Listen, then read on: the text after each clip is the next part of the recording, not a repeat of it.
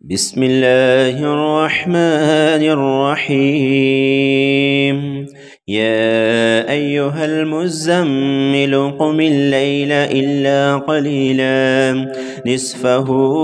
أو انقص منه قليلا أو زد عليه ورتل القرآن ترتيلا إنا سنلقي عليك قولا ثقيلا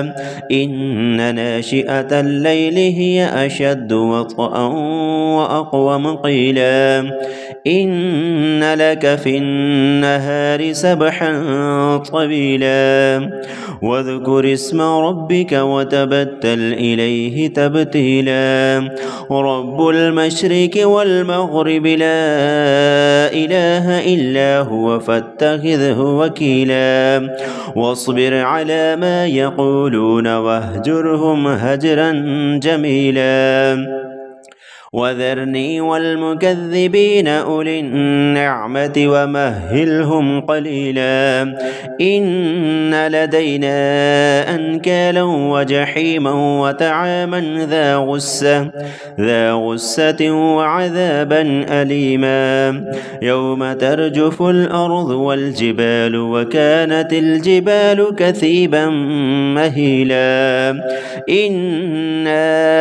أرسلنا إليكم رسولا شاهدا عليكم كما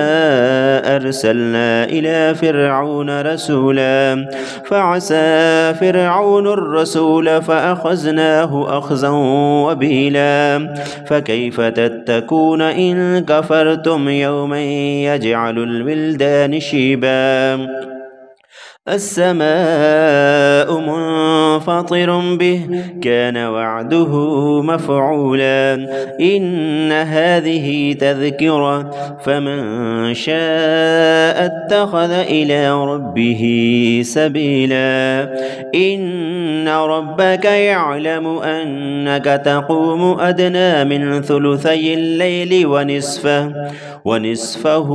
وثلثه وطائفة من الذين معك والله يقدر الليل والنهار علم أن لن تحصوه فتاب عليكم فاقرؤوا ما تيسر من القرآن